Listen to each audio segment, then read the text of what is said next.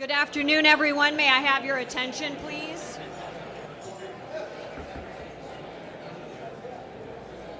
Good afternoon. May I have your attention? Thank you. My name is Amy Reisner. I am an attorney at Lynch, Dallas, PC, and I'm also a member of the League of Women Voters, and I'm here to serve as your MC for today's event, the 2019 State of the County Luncheon. Thank you all so much for being here. Of course, we want to thank our sponsors. The gold sponsor is Mid-American Energy, and the bronze sponsor is the Greater Communities, Cedar Rapids Community Foundation. So thank you all.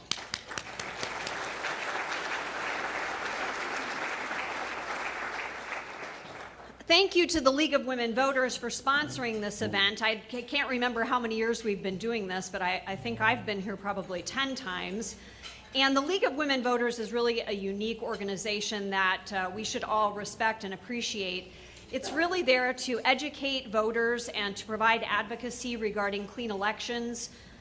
It's also to inform citizens, and it's open to all persons, men or women, despite the name, in order for them to find a place to learn about their elected officials and to learn about government. It is a nonpartisan entity, and we're here today in that spirit. I'd like for you all to give a round of applause to the League of Women Voters volunteers who put on this event.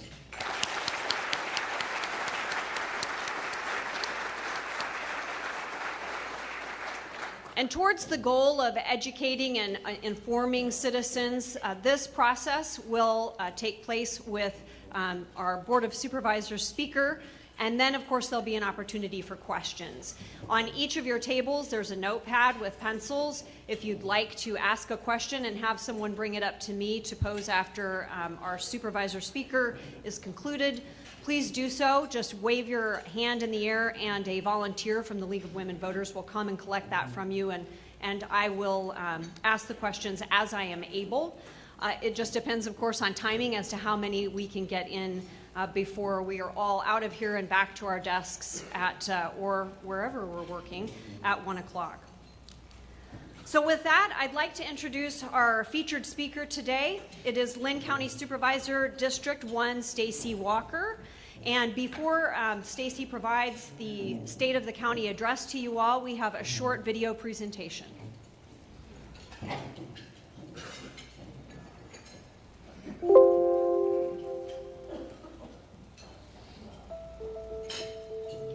Everything we do, all of our efforts, we leverage all of our time, our talents, and our energy, and that is to serve the residents of Linn County. Helping people. Solving problems.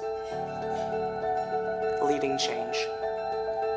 Linn County has cost-effective ways to provide safe roads for our residents. The secondary road department helps people in a number of ways. That could be providing a smooth road surface, patching potholes, snow removal. There's a number of things we do year-round to keep our roadways safe.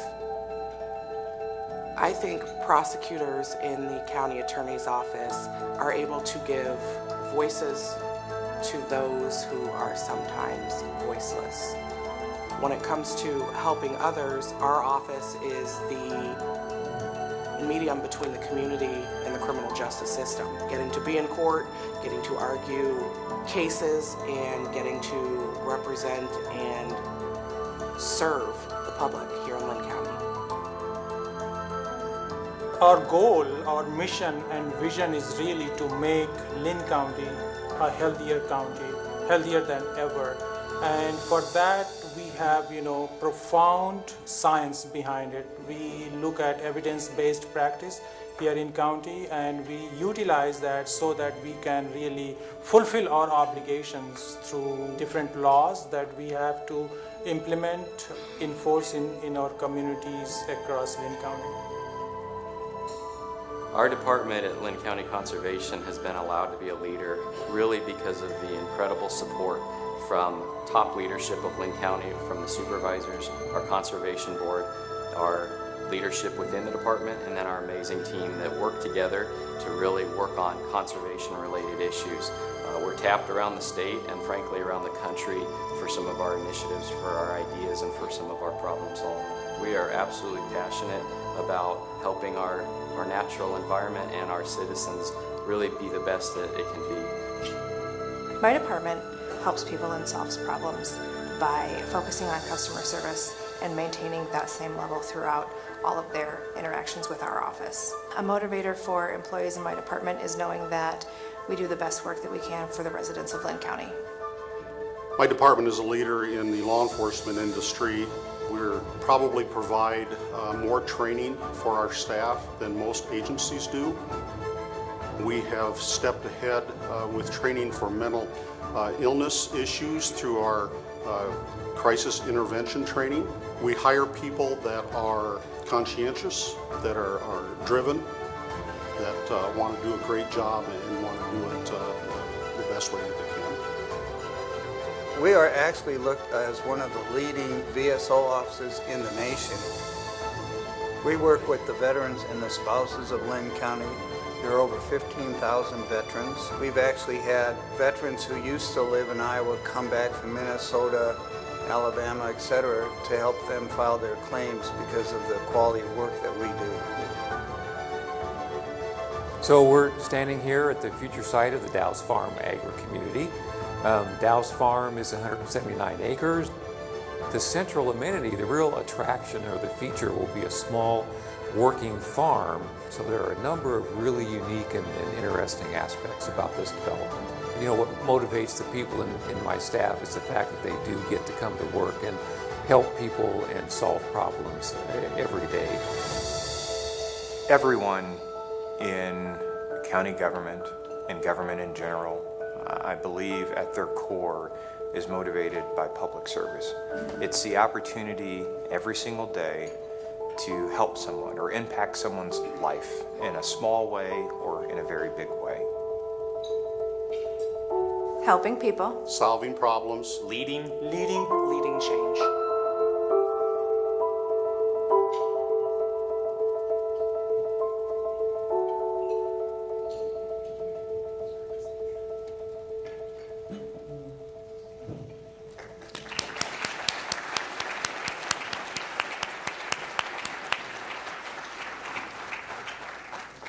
Well, obviously a lot of folks in that video that aren't sitting at a desk at 1 o'clock. Why don't we have those folks that work and do great work for Linn County stand and be recognized who are here in the audience today, please?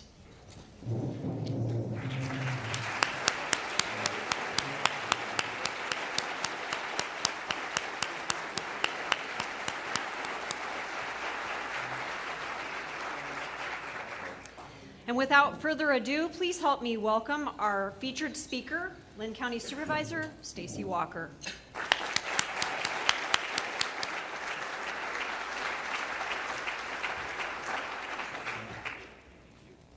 Thank you. Good evening. Good afternoon. What time is it? It is with great pride that I stand before you today with the awesome task of presenting the State of the County Address, an occasion I'm sure everyone has been looking forward to since the date was announced. I know in my heart that you're all here because you want to be and not because your company bought a table that needed to be filled. I appreciate it. My sincere thanks to the women and men of the League of Women Voters for doing the hard work in organizing this event and many others designed to keep the general public informed and engaged in the happenings of our democracy. You are all heroes. Thank you to the League. And before I begin, I'd like to recognize the other county elected officials that are here with us today.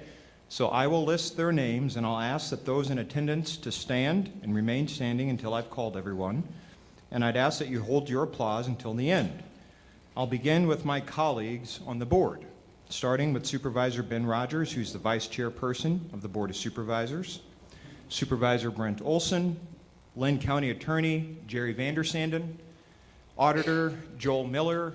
I don't think he's here today. A special note, he's actually in the Joint Operations Bunker watching this presentation on a secure channel.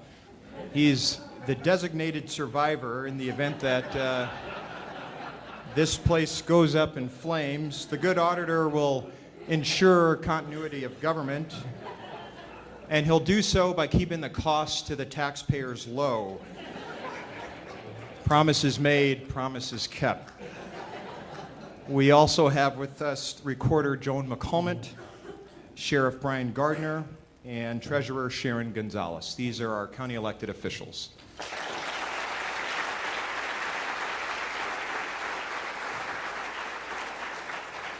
We are also joined by other elected officials at the state and local level, and some former elected officials as well. If you currently hold office or have held elected office in the past, please stand to be recognized.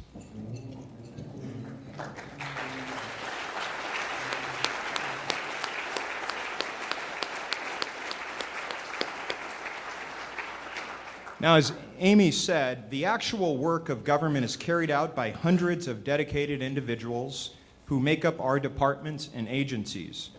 I could spend 1,000 lifetimes thanking them for their service to this community and still fall short of conferring upon them the appreciation that they deserve. In an effort to recognize them from this stage, please give a round of applause to all of our government workers. We appreciate you.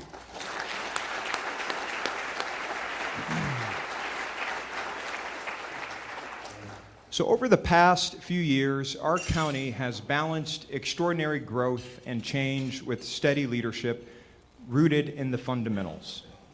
1, we don't spend more money than we take in. 2, we provide high-quality customer service to all of our residents.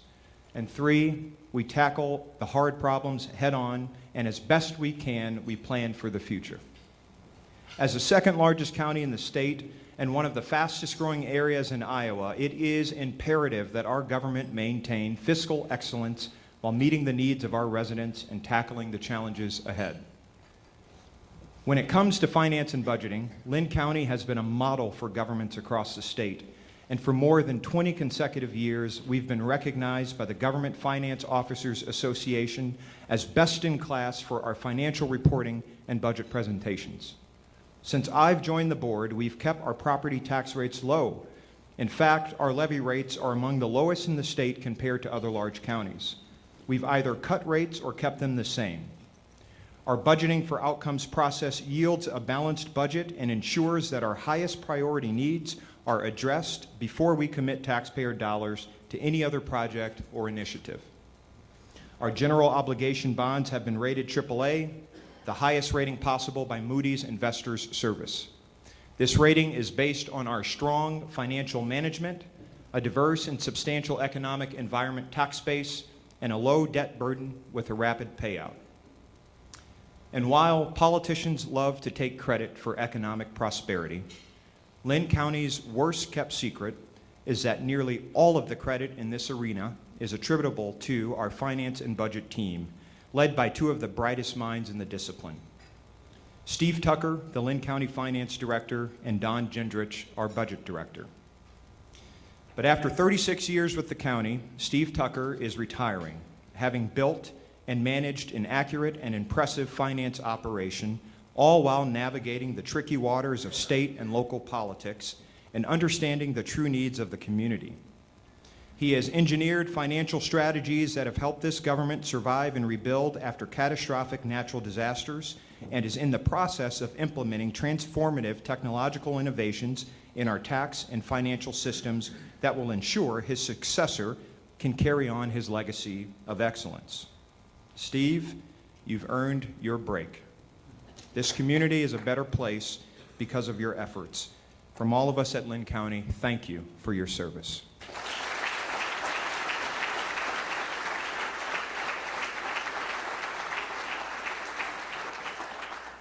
So Steve will be sorely missed, and he will undoubtedly leave big shoes to fill. But there is no job on this earth that is too big for a smart woman. And as we bid our friend Steve farewell, we welcome Don Gendrich as the incoming finance director, who we suspect was Steve's secret weapon all along.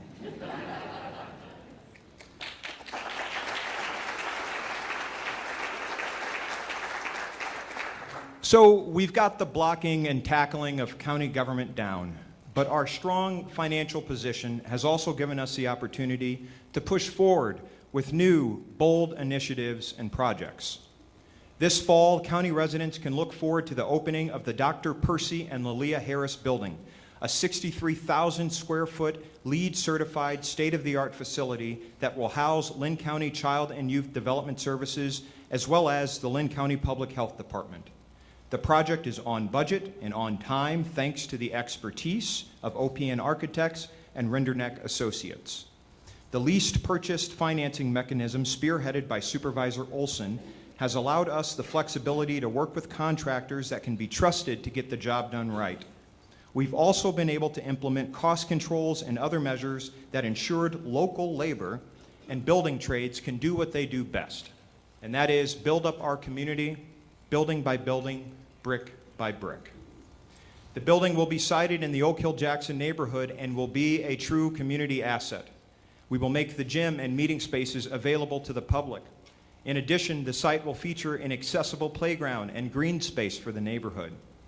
This building will stand as a monument to two titans in our community who gave their lives over to public service. And if you know the story of the Harris family, you'd understand why this building will also serve as a powerful reminder of how love will always triumph over hate, the outcome of generations of righteous souls bending the moral arc of this universe toward justice. The county continues to make progress on the Dow's Farm Agri-Community Project, the brainchild of Les Beck, our intrepid planning and development director.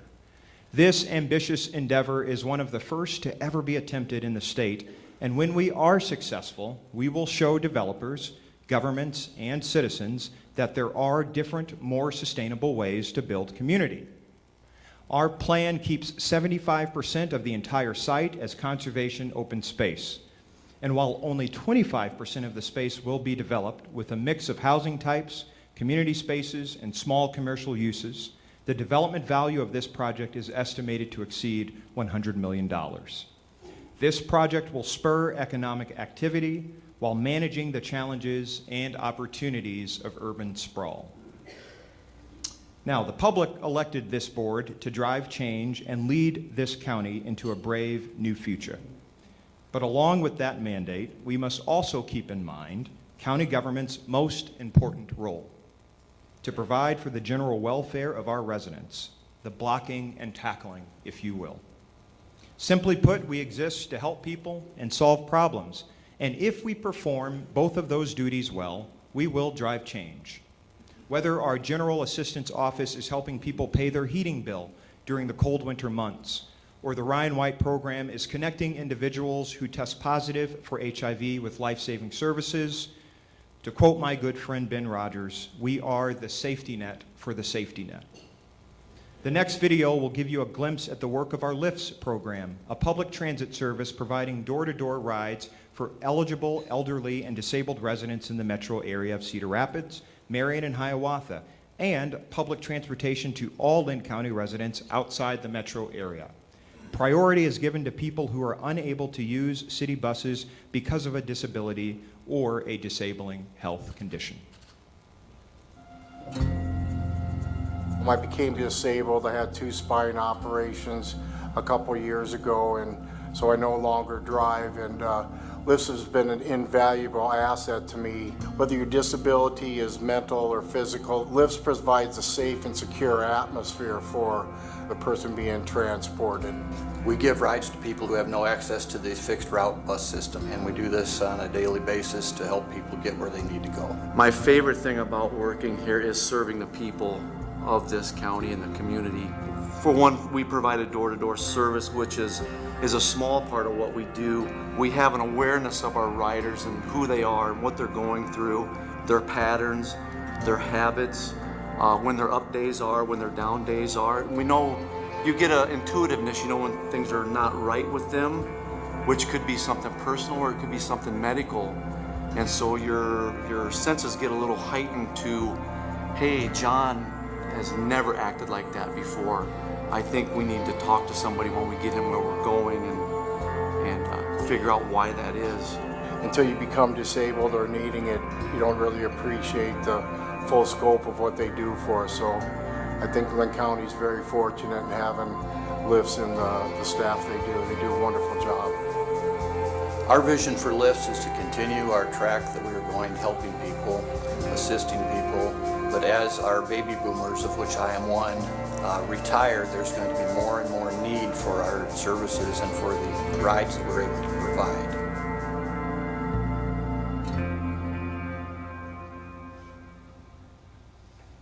As we seek to fulfill our solemn responsibility of helping people, especially the most vulnerable, government has found itself grappling with how to address the mental illness crisis ravaging our communities. And while the challenge is great, so too is our resolve. And thanks to Supervisor Rogers, Linn County is leading the way once again, leveraging the resources of government to save and transform lives. This video will give you more insight into our work on that front.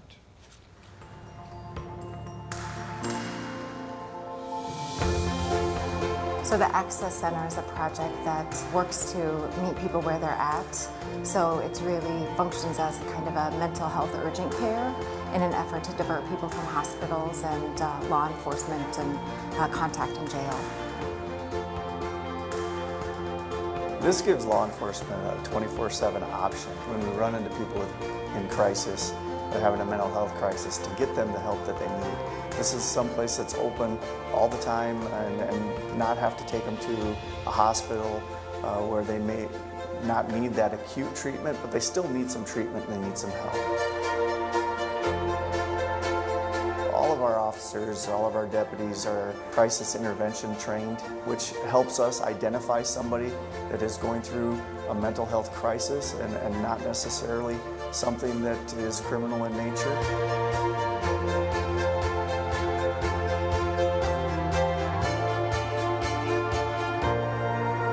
It'll be staffed by individuals who can do an assessment, they can triage you, and get you connected right within the center to a number of providers that can support you. This community conversation began about 10 years ago when a group of service providers got together and realized that there was a level of care that was missing.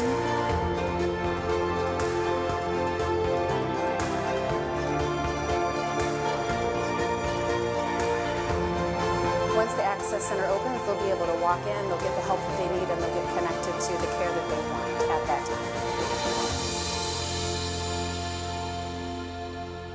Good work to all the folks who are making these wonderful programs a possibility. I appreciate you. As we think about the hard problems that we must face, we know in our hearts that much of our work will require honest conversations and education about race and broader social inequality. It is regretful that pointing out the obvious on these matters typically falls to the few leaders of color in our community. May God speed the day when more of our leaders will find the courage to help carry this load. But until then, I will be a broken record agitating for change. We must all push back against the notion that we have somehow entered a post-racial society, or that economic hardship is proportionately distributed, or that our justice system is without blemish.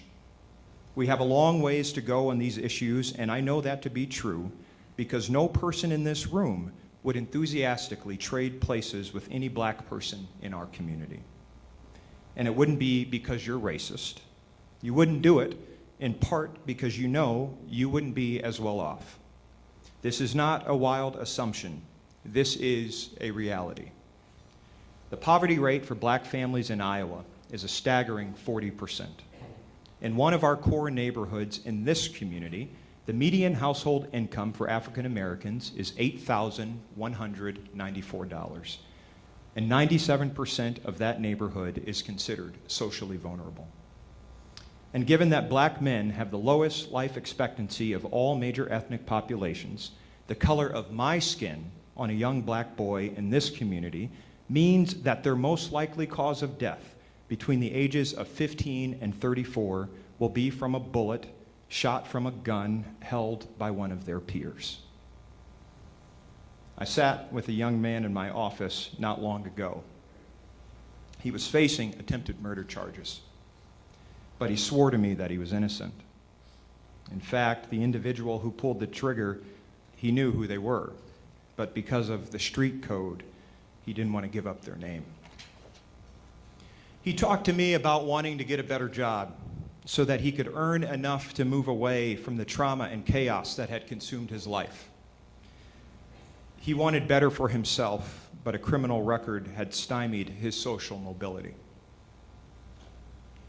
A member of our staff played with his young son while we chatted, and he died just yesterday from complications of a gunshot wound. We cannot be afraid to have conversations about privilege or our implicit biases. We cannot be afraid to point out institutional harm and its disproportionate impacts on certain groups of people. We are capable of having nuanced conversations and distinguishing between an intelligent critique and a disparaging attack on an individual's character. But in order to get there, we need our leaders to push past the noise and understand their role in creating a new paradigm for progress. And although we've had some early challenges, I remain encouraged. A group of law enforcement professionals and community leaders from across the county have been meeting together in private for a few years now to build and repair trust, to discuss ways we can work together to address violence in our communities and other justice reform efforts. And despite the vast differences in perspectives and life experiences that are represented in these meetings, we have made meaningful progress. We have obtained in-person implicit bias training for our law enforcement officials and county attorneys. We've re-examined use of force policies and published them online. Local law enforcement agencies have updated body camera technology and revamped policies that govern their use. We've ramped up community policing strategies and enhanced our outreach efforts to diversify applicant pools for jobs in law enforcement. And we've begun to explore restorative justice practices for low-level offenders in our criminal justice system. And this is only the beginning. To my knowledge, there has never been a consistent effort like this in the county and likely in the state. And so the lesson in all of this is clear. We are capable of doing great things when we push past the egos, when we free ourselves of the superficial limitations of tradition and well-worn dogmas and tired allegiances. After years of work, we landed the SET Task Force, a multi-jurisdictional partnership between Linn County, the city of Cedar Rapids, and our schools, tasked primarily with studying youth violence and making recommendations on how to curb it. Now, we had to move heaven and earth to arrive at this point, but after a while, no one will remember why it was such a hard slog, because that's not going to matter. What will matter in the end is that this community ultimately decided to be brave and dedicated energy and resources to curbing violence and poverty. We have not committed enough to this effort just yet, but I am confident we will get there. And finally, we partnered with the City of Cedar Rapids and Iowa Legal Aid on hosting Linn County's first ever expungement and employment barriers resource clinic. Dozens of area attorneys dedicated their time and expertise to put on the largest expungement clinic ever held in the entire state. This one-day event helped over 100 individuals not only clean up their records, but law students from the University of Iowa, our friends here at the League, and the ACLU helped individuals with getting their voting rights restored. Other social service agencies set up shop there too and offered help where they could. It was an inspiring day. Government and the public sector at its finest. And so, as we look to the future, we recognize that some things have to first be believed in order to be seen. And good leaders must be courageous enough to put a stake in the ground and make bold declarations, signaling their intent to do the hard things to make meaningful and lasting change. So I offer to you a few of our intentions going forward. Our government will continue to lead the way on an ambitious fair chance hiring campaign. We will work with the Economic Alliance and the City of Cedar Rapids to educate area businesses on the benefits of these practices and encourage them to join a growing coalition of employers who fully understand the dignity of work and how barriers, some of which we can have a role in deconstructing, prevent good people from getting a job. Last year, we became the first county in the great state to ban the box, prompting other counties and governments to follow suit. We implemented other trainings to help our managers select qualified candidates without bias. We've grown and diversified our applicant pool and demonstrated once again that government can be a catalyst for change. Another staggering challenge that governments must address is food insecurity. Recent reports show that there are about 341,890 Iowans that are food insecure. And just under 1/3 of that figure gives us the number of children in this state who lack reliable access to a sufficient amount of nutritious food.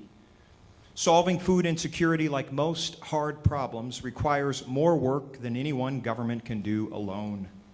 But until we get to a point where we're all committed to addressing the underlying issues that lead to conditions like food insecurity, there are some actions we can take to provide relief in the meantime. During our last budgeting process, this board appropriated funds to begin a food rescue program.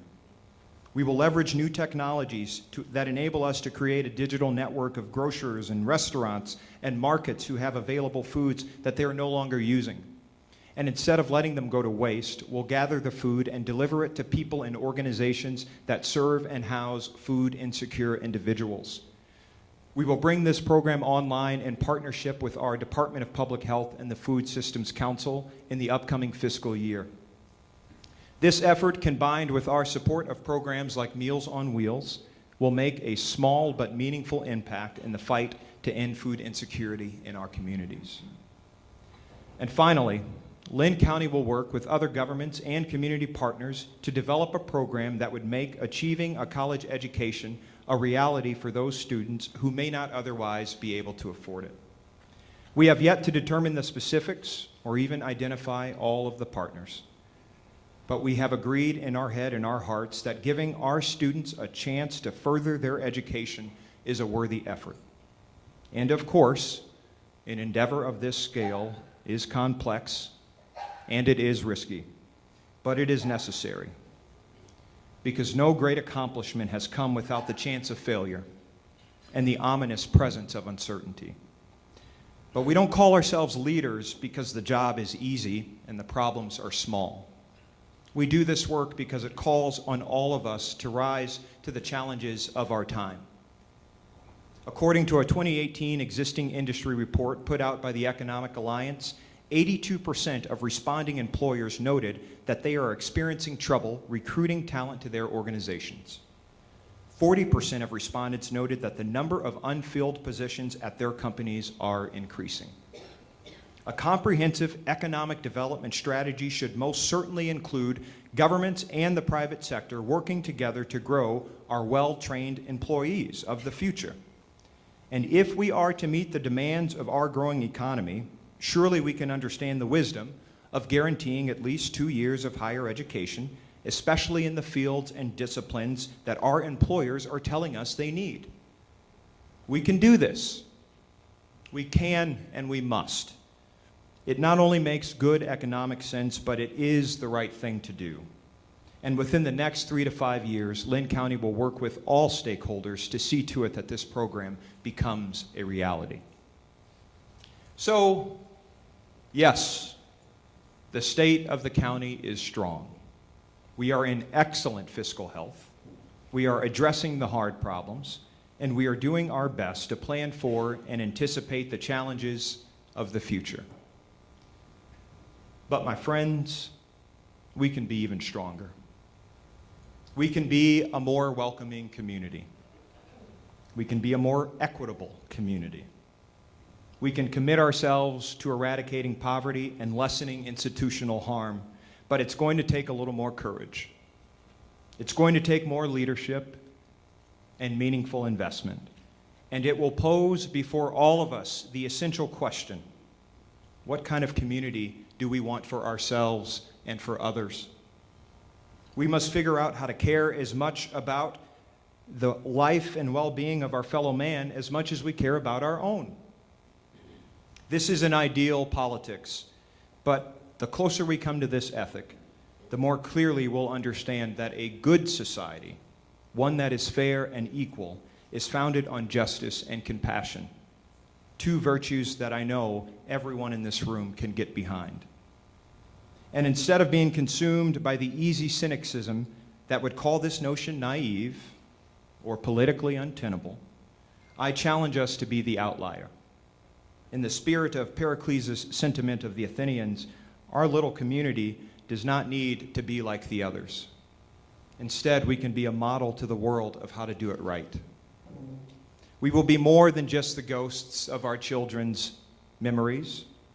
We will be known forever as the wily alliance of leaders who brought forth lasting change, masters of our own tiny little universe right here in Linn County, because we believed in our ability to be bigger than our differences, because we believed in our ability to get in the arena, trading our fear and egos for the courage and tenacity needed to fight the good fight. And we are prepared to go the distance alongside our partners in municipal government, and not just on the major issues like flood protection, which we all recognize is a high priority for this area, but on every issue where our help is constructive. This is not an empty campaign promise. This is reality. So please don't buy into the stories that would have you believe otherwise.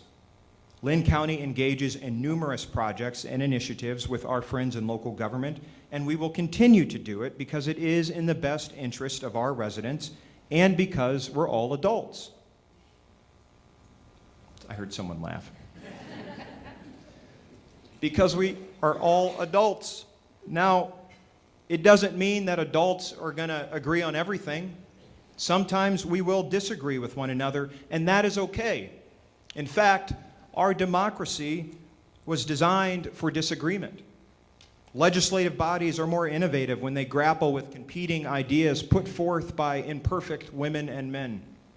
These ideas are then given a forum to be heard and vetted until after ample debate, a compromise can be found and workable solutions are rendered. I've said this before, but history is an unfailing judge, and it will give all generations to come a dispassionate view of our leadership. In the final analysis, we will be made to answer whether or not we did all we could for the most vulnerable, whether we were fair and just in our dealings, whether we found courage during the hard moments. And so let us work to make our society better, not for bragging rights or to cement our legacies. We work to make our society better because it is a noble cause, and it is the right thing to do. And the generations that will come after are counting on us to get this right. If we give ourselves to this, history will be forgiving of our errors and will hold in even greater esteem our successes. If we believe in this future, then surely we will come to see it. In his novella entitled The Middle Years, a story about how this life is much bigger than the material things, the fame, the glory, the author Henry James provides a mantra that I've been meditating on for a few years now. And in my view, it speaks to the very essence of public service. And so I'll leave it with you to think about. We work in the dark. We do what we can. We give what we have. Our work is our passion, and our passion is our task. The rest is the madness of art. Thank you all so much for coming out this evening.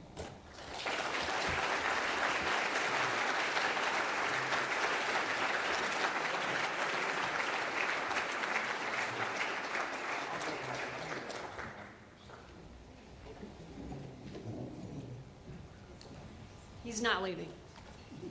I'm not answering the questions. He's getting a drink of water, so we'll give him a moment to do that. Thank you very much for your time and attention today. If there are any questions that you want me to pose, please write them on the paper that's been provided to you, raise your hand, and a volunteer will come around and collect those and bring them up here. We do have some time for questions, so please feel free. Oh, okay. All right, so let me tell you this. I sat here and thought about this for a while as you were talking, and I realized your theme of this presentation was access. Mental health access, access to justice. access to food, access to employment, access to education. So a theme that I think is powerful, and I wanted to ask you a few questions about access. Okay. So let's start with the mental health access. I noticed the slide that you presented, $3.5 million in startup money from the county for the Mental Health Access Center. So where do we get the rest of the money? Supervisor Rogers, I think this question is for you. Yeah, Sure, please. come on up. Yeah, this is a project that Supervisor Ben Rogers has spearheaded, so I think it would only be fair that he speaks to the details. The Mental Health Access Center, can everyone hear me on this? Oh, no? I'm getting conflicting. No, I'll come over here to yours. Should we try it? Is this working? Okay. The Mental Health Access Center is really an amazing service. First of all, it allows hospitals and law enforcement to finally and safely divert people away from emergency rooms and jails due to their mental illness or substance abuse. That doesn't require them to go to an emergency room because it's not an appropriate setting, or the jail because whatever their issue is doesn't require that level. The Linn County Supervisors have dedicated $3.5 million to help start up the Access Center with the partners of Foundation 2, Area Substance Abuse Council, the Penn Center, and Abbey Center for Mental Health. Those 4 service providers will co-locate into the Access Center. They will do their billing for service for Medicaid that they do for their service providing. Linn County and the region will be the main funders, and we are going to really look and partner, hopefully, with the state of Iowa. The state mandates that there be at least 6 access centers in the state of Iowa, but there aren't any dollars yet dedicated to access centers. The region, which is a 9-member county entity that we're part of, can help fund our access center and Linn County. So we're also going to be looking for other funding streams, but this is one of those projects that was sort of reverse engineered of we had a building, we had money, and now we're going to figure out if it's sustainable. But we are going to make sure that it's a long-term project, and it is a long-term project based on the support we're going to get from our the taxpayers as well as the service providers, and do some fundraising on top of it. And I was going to ask about state dollars, whether the legislature and the governor provided you with any assistance. Are you expecting to perhaps see more assistance coming in the future? No. I joke. The state, I think, is getting serious about trying to figure out how to fund mental health services. They find ways in which to give local governments control on how to help fund mental health services, but as it relates to access centers, there's language that requires it. The funding hasn't yet been identified. They've now just put a children's mental health system on top of the adult system, and unfortunately there are no dollars designated yet for a children's mental health system or what that will really look like. We're one of the few states in the nation without a children's mental health system, and one of the few states in the nation that relies exclusively on property taxes for mental health. So there's got to be some more innovative ways that we figure out how to fund both mental health and disabilities. I would hope that Linn County's Access Center can be a model throughout the state on how you create partnerships with your law enforcement, with the ambulance services, with the hospitals, with service providers, on creating a long-term sustainable program that ultimately diverts people away from the 2 costliest forms of treatment, the emergency room and jail. And so I'm excited that Linn County will be the first access center in the state of Iowa, and look forward to one day hopefully being able to replicate this for juveniles, because the same issues that adults face, children face. So I'm hopeful that someday we'll also have a children's access center. Thank you.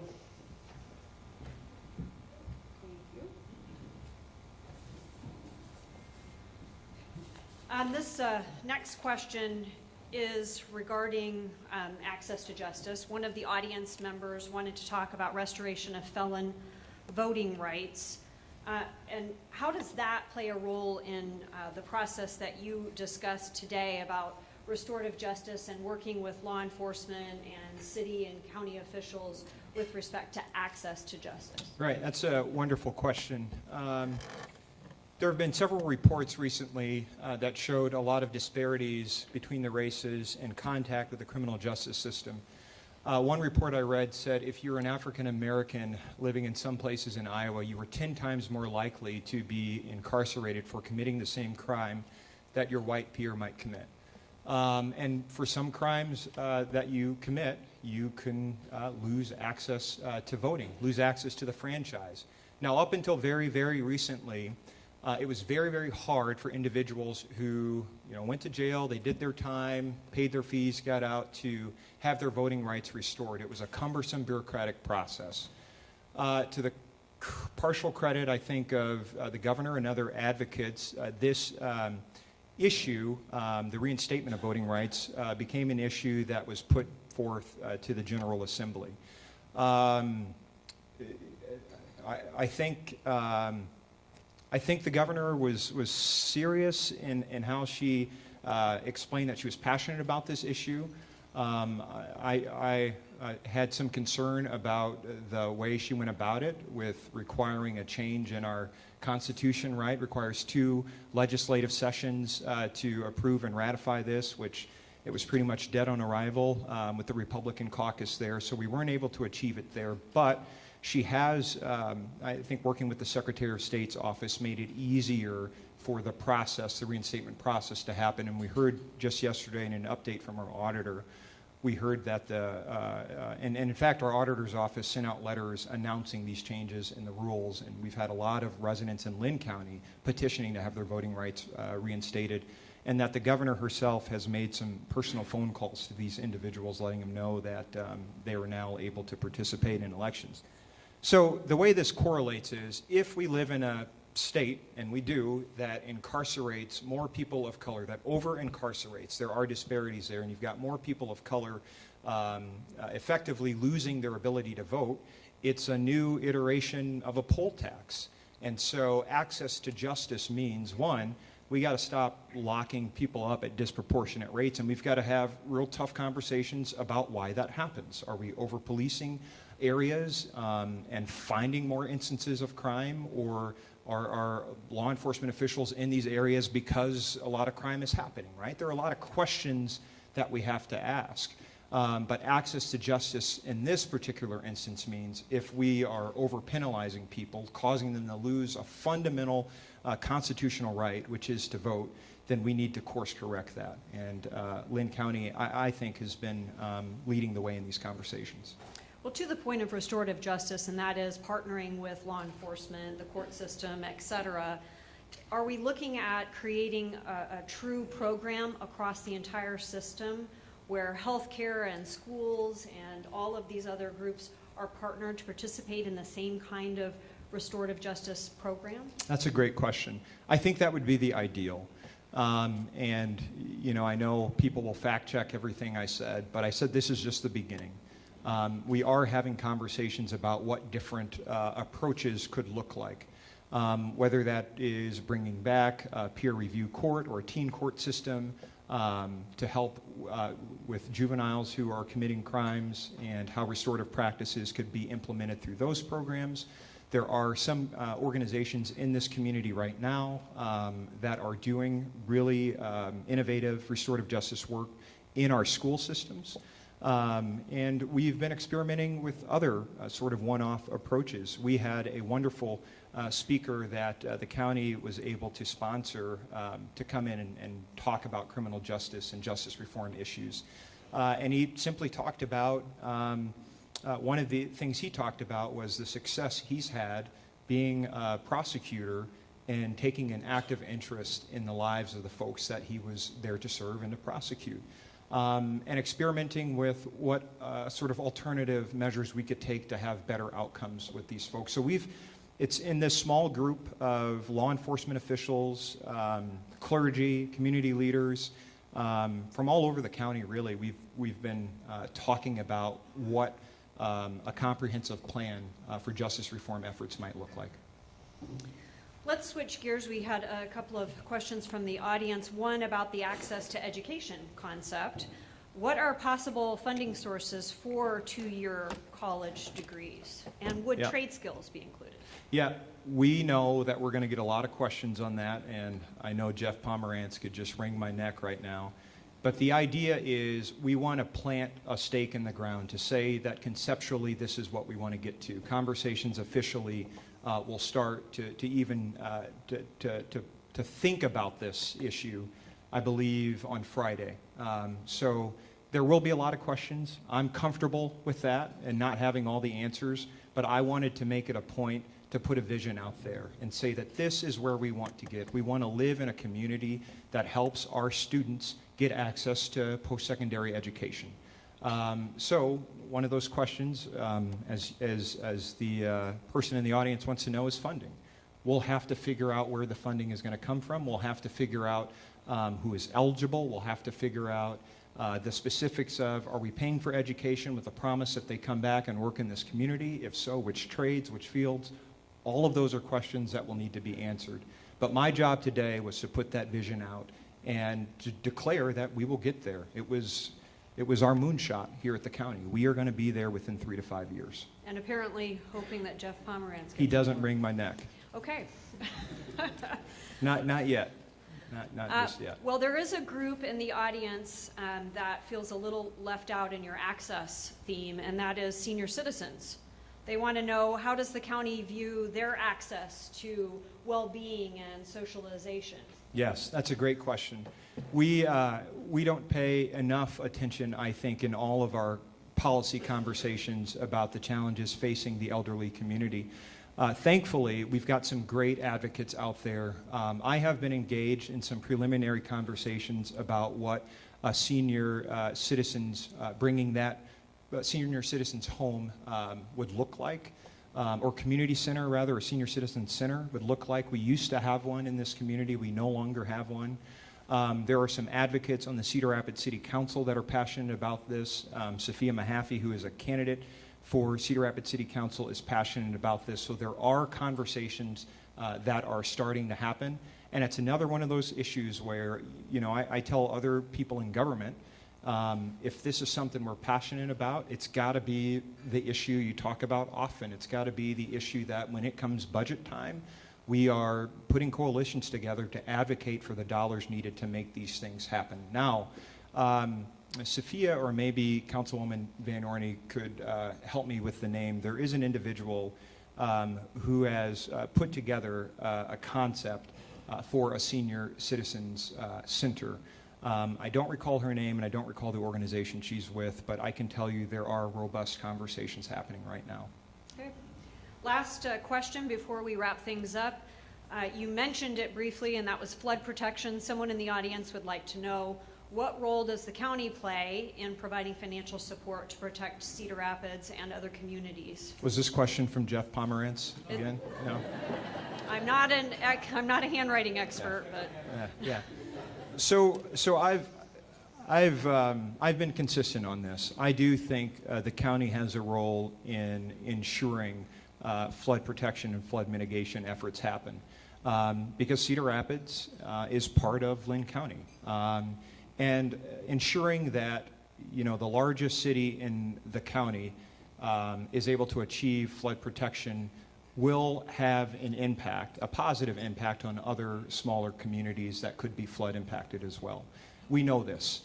I have said before that we'll have to engage in communications earlier rather than later so that there is no sticker shock on our end and that we can plan fiscally for what an ask might be. But I've also had Mr. Pomerantz and I, we meet every single month. And we've had other conversations about what other forms of support might look like that may not just include a direct cash transaction. But nothing is off the table for me. This is a conversation, you know, all 3 supervisors are going to have to hash out in some policy sessions. But I am committed to advocating for the county's participation in flood mitigation and protection efforts with the city of Cedar Rapids. very good. Well, thank you very much for today's address. Let's give a round of applause to Supervisor Walker.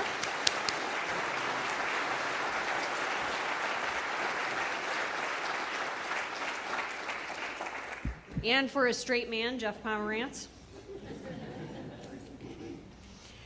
Thank you all for your time and attention. Great questions from the audience. We appreciate it. Let's give a round of applause to the Linn County League of Women Voters.